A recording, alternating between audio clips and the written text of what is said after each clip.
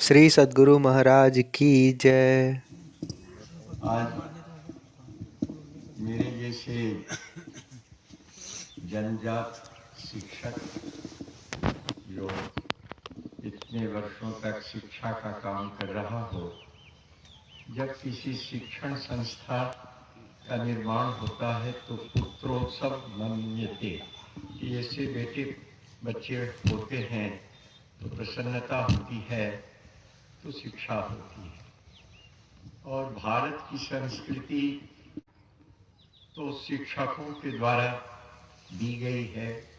शिक्षक शब्द से भी बड़ा शिक्षक शब्द तो इधर का है। पहले गुरु शब्द था। गु जो अंधकार है और रु जो हटाता है। गुरु जो हटा देता है अंधकार को, वही है। साक्षर होना कोई जरूरी नहीं है। आप जानते हैं कि कबीरदास जी जो बड़े संत थे, मसी कागज छुयो नहीं, कलम गहो नहीं हाथ। किताब भी नहीं थी उनकी कोई कुछ। गुरु महाराज ने तो इतनी किताबें लिखी है कि एक पोस्ट ग्रेजुएट डिपार्टमेंट चल सकता है, लेकिन कबीर, महात्मा कबीर, कलम नहीं पकड़ा था उन्होंने। और मुसलमान भाइयों के गुरु जो हजरत मोहम्मद साहब कहे जाते हैं, वो तो कुछ नहीं पढ़े थे। उनका था अनलेटर्ड प्रॉफिट, यानी निरक्षर गुरु। तो गुरु के लिए बहुत हमारे जैसे बहुत सा डिग्री लेकर के रहने वाले वही गुरु नहीं। गुरु जो अंधकार को हटा सकता है वो है। और भारतवर्ष कितना महान देश रहा है, वो गुरुओं के द्वारा बनाया गया है। देखिए ना, जब महाराज दशरथ के दरबार में आते थे विश्वामित्र, तो दशरथ सिंहासन खाली कर देते थे कि गुरु का स्थान राजा से भी बड़ा होता है। भगवान कृष्ण अपने गुरु संदीपन के आश्रम में पढ़े। भगवान राम और लक्ष्मण विश्वामित्र से सारी विद्याएं सीखी। उसी तरह से अगर महाभारत में अगर आप पढ़ेंगे तो कितने शिष्यों का वर्णन आता है, जिसमें आरुणि, उत्तंक, उपमन्यु, वेद, ये सब बड़े बड़े ऋषि थे। तो भारतवर्ष में ऐसी परंपरा, पहले यहाँ स्कूल नहीं चलता था जिस तरह से हम लोग सोचते। गुरु गृह ही पाठशाला थी, और गुरु का गृह यानी परिवार का समझते थे। आजकल तो व्यापार हो गई, यानी शिक्षा व्यापार हो गई। पहले गुरु के यहाँ रहते थे, वो पढ़ते भी थे, पढ़ाते भी थे, और जीवन का व्यापार भी सिखाते थे कि जरा देख लो खेती में, जरा देख लो, जरा वहाँ गाछ को देख लो जो कोई काट तो नहीं रहा। ये सब भी सिखाते थे।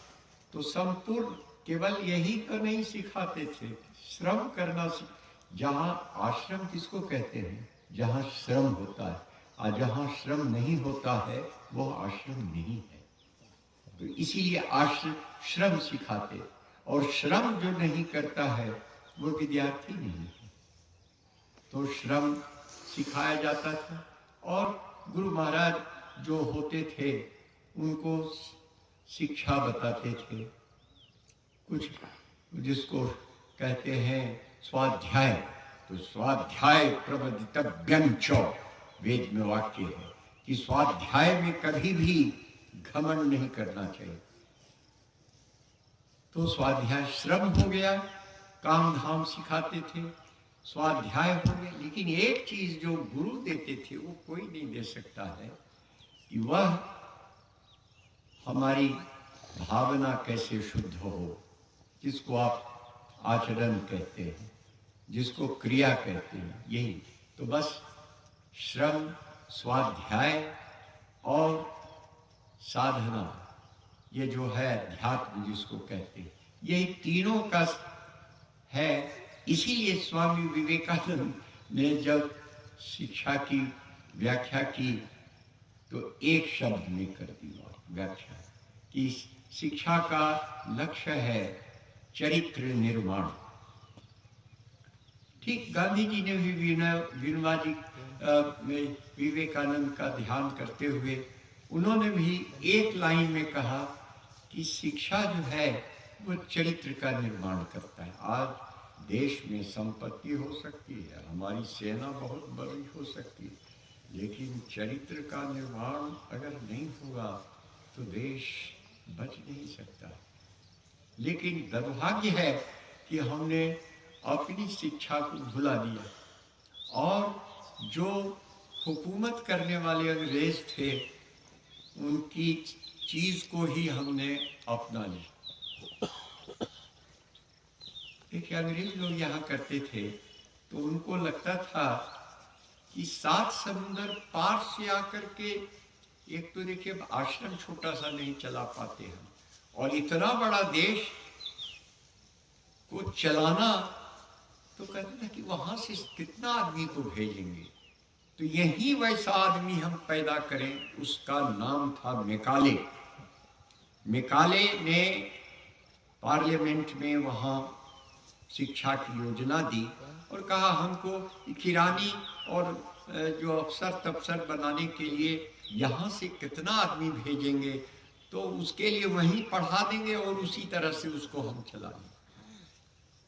तो मैकाले ने जो शिक्षा पद्धति बनाई वो देश की परतंत्रता की सबसे बड़ी मुहर है। उसी से देश गुलाम, अभी भी सांस्कृतिक गुलामी है कोई। इसीलिए जरा सा इसको सोचना पड़ेगा कि हमारी शिक्षा, इसीलिए देखिए जब गुरुदेव रविंद्रनाथ जो थे उन्होंने सोचा कि शिक्षा, उनके पिताजी देवेंद्रनाथ ठाकुर आए तो उन्होंने कहा कि हम कैसी शिक्षा बनावेंगे, तो शांति निकेतन 6 विद्यार्थी थे, कौन हो सकता है? तो देवेंद्रनाथ जी ने कहा जो ब्रह्मचार्य पालन करेगा वही विद्यार्थी होगा।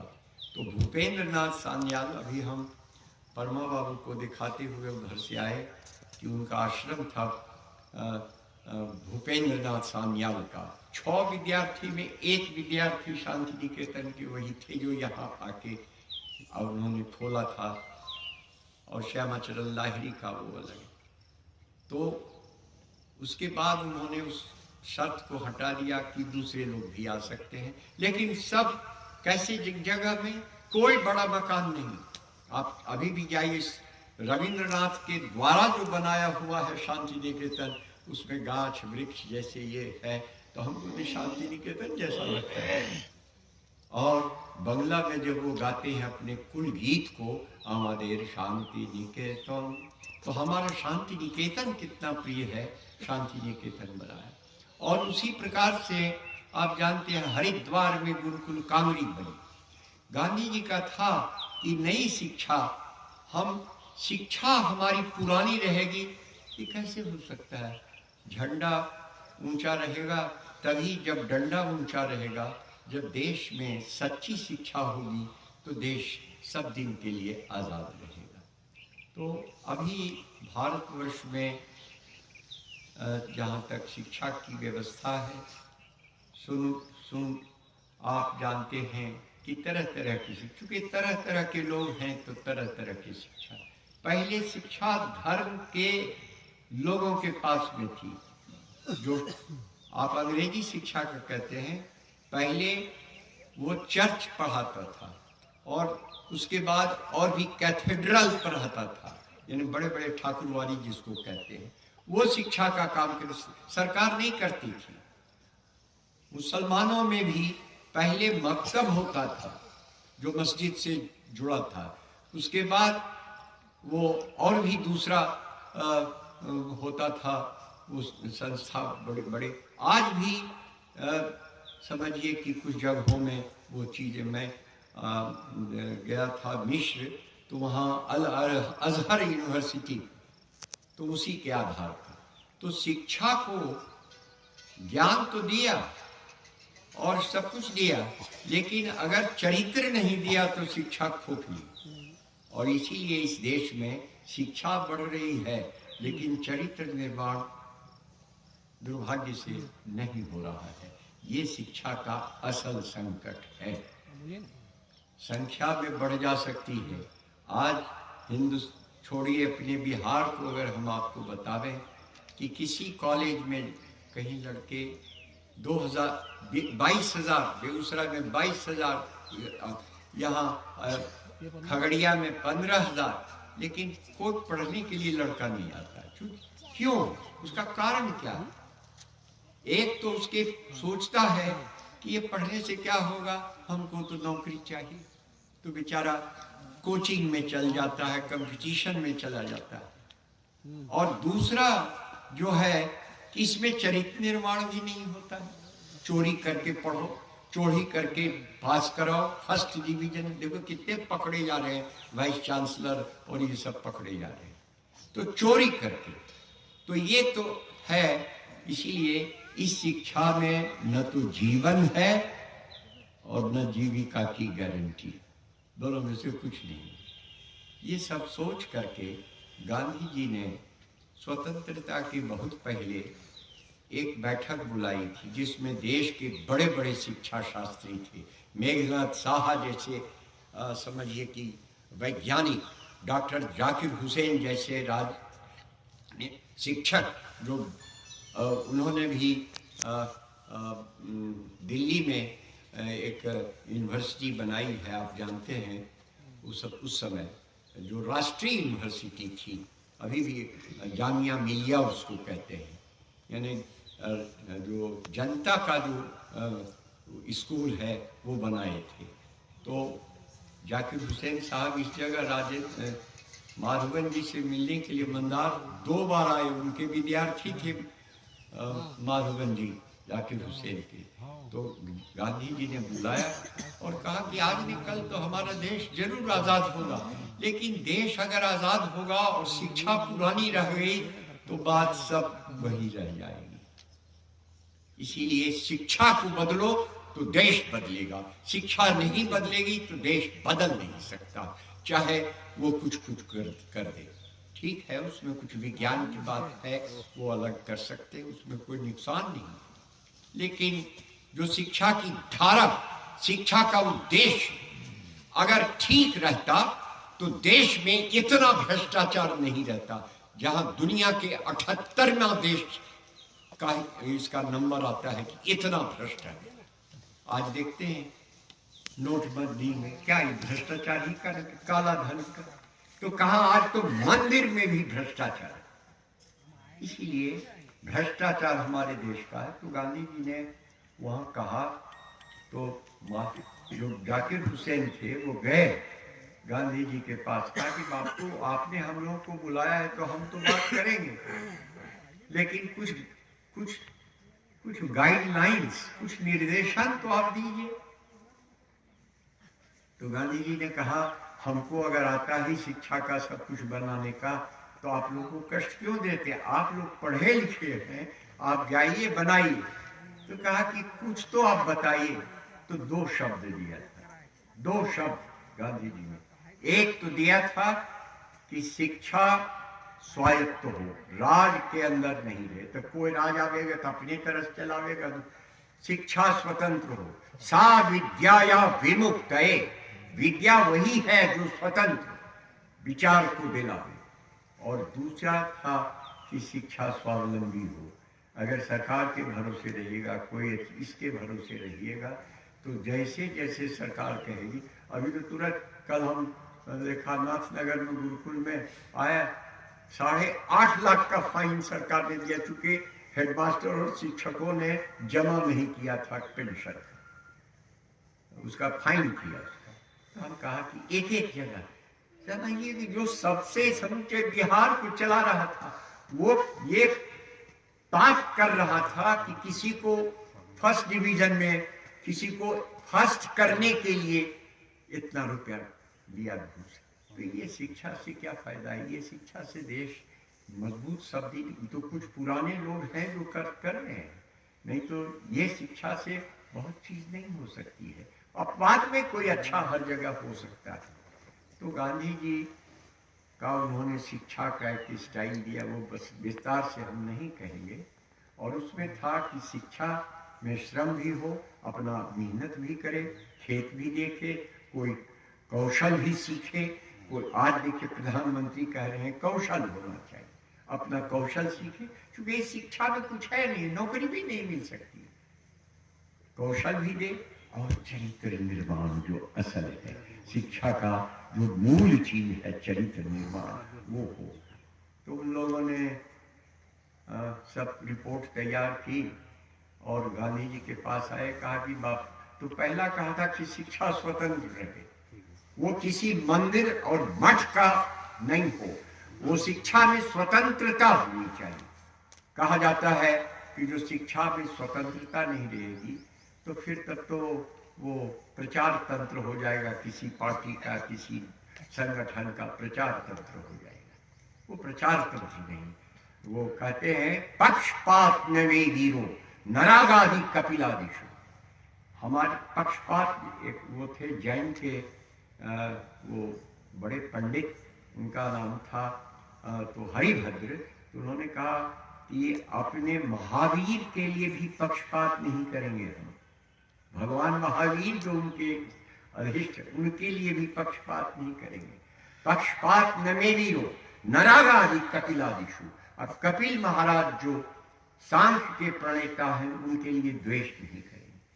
तो युक्ति मच वचन, तो युक्ति युक्त जो वचन है, इसीलिए विनोबा जी ने 3 शब्द दिया है, निर्वैर, निष्पक्ष और निर्भीक। हृदय में अगर वैर रहेगा भाव, इधर उधर तो गड़बड़ हो जाएगा। निर्वैर, और दूसरा निष्पक्ष, हम कोई पार्टी के नहीं हो सकते, पार्टी में राजनेता जाएंगे, शिक्षक पार्टी में गया तो अपना उसका वहां पर भी पीछे पीछे लगा रहेगा, कुछ होगा।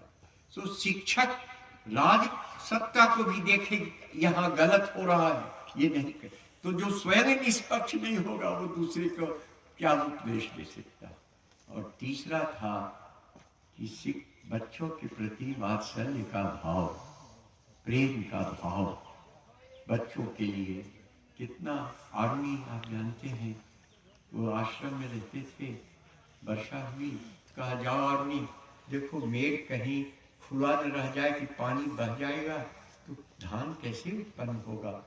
वह गए तो नहीं, वो पानी इतनी जोर से बह रहा था वर्षा का कि रोक नहीं सका बालक, तो वो सो गया निरंतर और पानी रुक गया।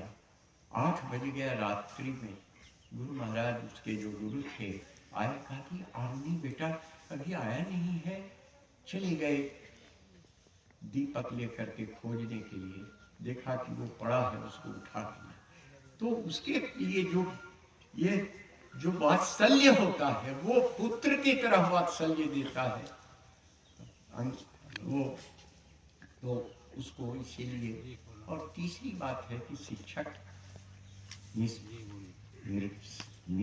निष्पक्ष हो और निर्विकार हो, उसको कोई उसको अपना स्वार्थ नहीं हो, वो यही तो ऐसा हो, और तब वो निर्भीक हो सकता है। और निर्भीक बनाना भी शिक्षा का एक बड़ा उद्देश्य है। तो ये चीज मैंने आपसे कहा कि गांधी जी, विनोबा जी ने तब एक शिक्षण संस्था, एक स्कीम बनाई थी, जिसको जनता ने थोड़ा सा ये करके छोड़ करके खत्म। उसमें कुछ देश काल के अनुसार परिवर्तन हो सकता है, लेकिन शिक्षा का त्रिविध उद्देश्य कि शरीर भी स्वस्थ रहे, मस्तिष्क प्रखर रहे और हृदय यानी नैतिकता भी। तो नैतिकता की शिक्षा गुरु महाराज अगर आज होते तो आप सब लोगों को और बाबा को आशीर्वाद देते कि एक बड़ा काम, एक छोटी सी शुरुआत उसकी हो रही है कि किस तरह से कितना ही देश बड़ा हो जाए, अगर जिस देश में नैतिकता नहीं रहेगी नष्ट होगा। देखिए यादव कुल के श्रेष्ठ में, वहाँ यादवों का हुआ, उनकी नैतिकता गिरी और पीने पाने लगे, मद्यपान करने लगे, तो समूचा यादव कुल आपस में लड़के मर गया, खत्म। इसीलिए नैतिकता, जहां बड़े बड़े सभ्यताओं का इतिहास हम क्या कहें, सोडम और गमोरा आज नाम नहीं है, क्योंकि नैतिकता वहां की खत्म थी। तो नैतिक कैसे हम व्यक्ति को बनावे, 5 ही व्यक्ति को बनावे, 4 ही व्यक्ति को बनावे, नैतिक कैसे बना सकते हैं हम? क्या हमारी समझ से गुरु महाराज प्रसन्न होंगे अगर कुछ भी नैतिक बच्चे देश में बन सके। संत मत का भी यही उद्देश्य है, मनुष्य को नैतिक और आध्यात्मिक बनाना। इसलिए संत मत के उद्देश्य और शिक्षा के उद्देश्य में कोई अंतर नहीं है। असल है सच्ची शिक्षा होनी चाहिए। तब एक प्रश्न, हम लोग शिक्षा के हम तो आने वाले नहीं थी, तब तबीयत खराब थी, तो बाबा के लिए हम 4 चिट्ठी लिख करके लाए कि ये सब थोड़ा सा सोचिएगा, हम अभी कुछ कह नहीं सकते। मैं अपने मनों के मन भाव को कह रहे हैं कि कैसी अगर ऐसी शिक्षा छोटी कम आदमी पढ़े कोई हर्ज नहीं। मैंने कहा शांति निकेतन 6 आदमी, लेकिन कैसे हो, लेकिन आज तो शिक्षा व्यापार बन गई। अभी बिहार में 80 ट्रेनिंग कॉलेज हैं जहां 2-2 लाख रुपए ट्रेनिंग के लिए, चूंकि सरकार ने कर दिया है कि ट्रेनिंग जो पास करेगा उसी को शिक्षक बनाएंगे, तो 2-2 लाख। कटोरिया में इस जगह जाइए 2 लाख रुपए, मंदार में जाइए 2 लाख रुपए शिक्षा में वो देते, घूस देते, पढ़ाई नहीं होती है, ये हम जानते हैं। और ये आपके सामने ने, मुख्यमंत्री के सामने भी बोलते हैं, हमको कोई उसमें ऐसा नहीं है, ऐसा है। और सारे स्कूलों में नाम लिखा रहता, कॉलेजों में नहीं। स्कूल कुछ क्रिश्चियन वाले का, थोड़ा इधर उधर कुछ रामकृष्ण मिशन का ये चलता है, इसीलिए कठिनाइयाँ बहुत होंगी, लेकिन ये काम शिक्षा का काम करना संत मत की दृष्टि से बहुत आवश्यक है। और मैं इस अवसर पर आपको क्या कहूँ, परमा बाबू ने कहा था, उनका चलेंगे, सर्दी वगैरह हो गई थी इधर, बहुत खांसी वगैरह, तो इसीलिए हम आपसे कहें कि शिक्षा का एक चीज़ और थोड़ा मैंने जो उसमें देखा था कि हम अंग्रेजी के माध्यम से पढ़ाएं, तो अंग्रेजी से बाबा मेरा कोई द्वेष नहीं है। मैंने शेक्सपियर, वर्ड्सवर्थ, शेली, कीट्स और जितने ये सब हैं उनके प्रति मेरा वही आदर है जो कालिदास के प्रति है। लेकिन शिक्षा का माध्यम क्या होना चाहिए, ये प्रथम प्रश्न है कि शिक्षा कैसे। तो रविंद्रनाथ, हम अपनी बात तो नहीं, गुरुदेव की बात करें। गुरुदेव ने कहा कि मातृभाषाय मातृ दुग्धाय, माता के दूध का कोई विकल्प नहीं होता है, हॉर्लिक्स या दूसरा चीज। उसी तरह से मातृभाषा का अगर पढ़ाना चाहते हैं तो देखिए बच्चा किस में सीखता है, मातृभाषा से सीखता है। उठना बैठना गुरु जी की उस समय जरूरत नहीं रहती, माँ से सीखता है, पिता से सीखता है। हमारी कोई छोटी कोई नौहित्री है, वो भी क्या कौन करता है, तो माँ ऐसे। तो हम बोलते हैं, और ये हमारी भाषा का ये सौष्ठव है कि हम जैसे बोलते हैं वैसे ही लिखते हैं। अंग्रेजी में वो बात नहीं है। अंग्रेजी में PUT पुट और BUT बट, और हिंदी में जैसा बोले अवधेश तो अवधेश लिखा जाए। ये संस्कृत से जो निकली है भाषा, तो इसका अपना सौष्ठव है। और जिस भाषा में प्रेमचंद जैसे आदमी हुए हैं और सब लोग हुए हैं, महादेवी वर्मा, सुमित्रानंदन पंत, निराला जैसे, तो यहाँ तो कवि भी जो हुए हैं तो ऋषि के तुल्य हुए।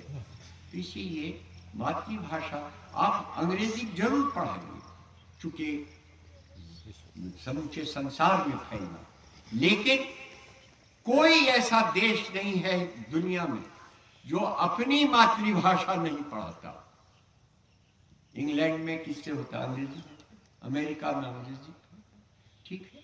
तो हम अंग्रेजी का भी एक वर्ग, एक सब्जेक्ट जरूर रखें ताकि अंग्रेजी भी, बल्कि देखिए अब तो देश खाली अंग्रेज देश से ही संबंध नहीं है, हमारा संबंध 6 प्रकार के देशों से, चीन से है, चीनी भाषा का चीन का लोग हिंदी कितना सीखता है, तो हम चीन गए हैं वहां आपको, क्योंकि जब यहाँ का सीखेगा तब यहाँ के चीजों को समझ सकेगा।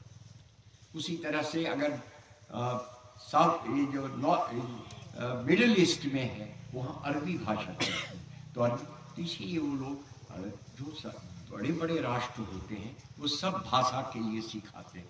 सोचिए ने चीनी भाषा का हिंदी में रात में टीवी में किस तरह से सिखाता है।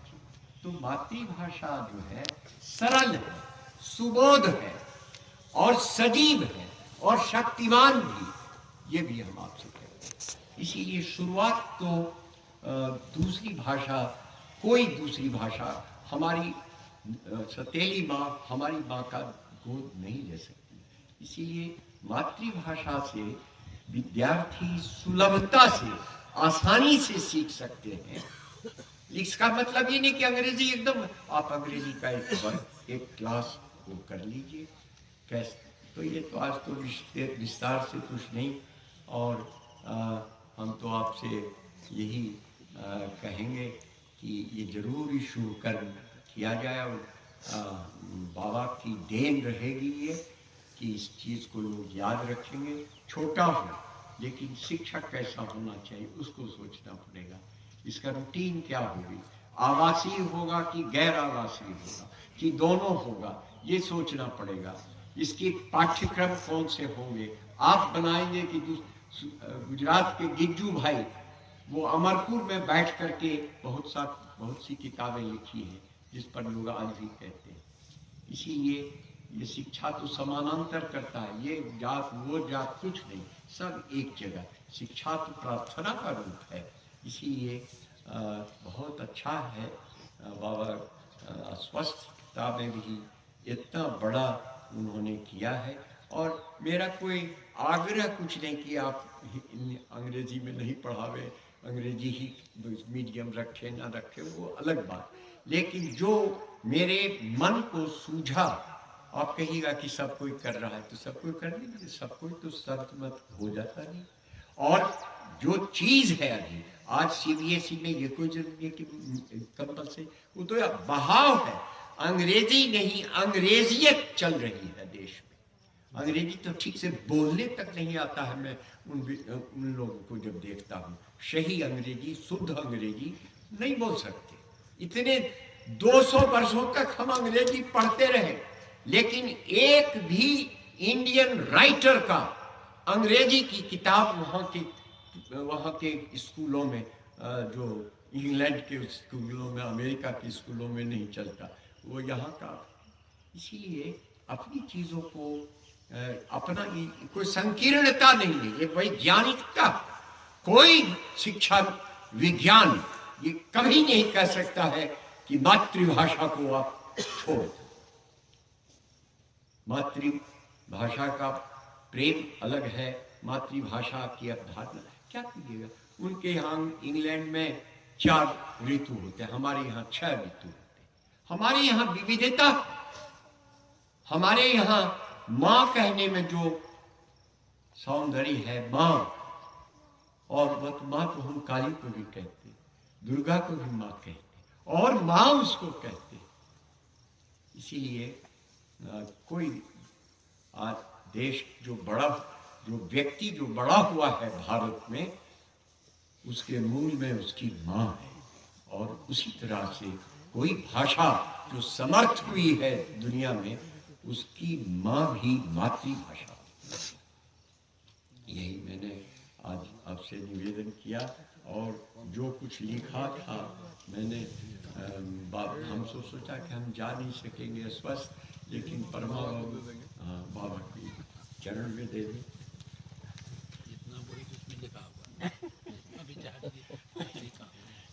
तो हमने समय लिया और कोई गलती हुई हो तो मेरी हमको क्षमा करें। आपके जो विचार हैं उन गलती हुई हो तो मेरी हमको क्षमा करें। आपके जो विचार हैं उन्हीं विचारों को हम लोग उतारना चाहते हैं। उद्देश्य वही है जैसा आपने कहा है, उससे जरा भी हम लोग भटकने वाले नहीं हैं। कठिनाई जरूर बहुत है। पिछले हम लोग 8-10 वर्ष से सोच रहे थे कि स्कूल यहाँ खोलें, लेकिन मैं अड़ा हुआ था कि हिंदी और संस्कृत में ही चलेगी और लोग उसके लिए तैयार नहीं थे। तो हम ही छूट गए समझिए एक तरीके से। हमने कहा ठीक है अंग्रेजी में ही खोल लीजिए, लेकिन उद्देश्य वही है जो आपने कहा है। तो जैसे अंग्रेज यहाँ आके हमारे को मार के चले गए तो हमको भी वैसे ही करना पड़ेगा। जो इम्प्लीमेंटेशन की कठिनाई है उसको आप भी समझ रहे हैं।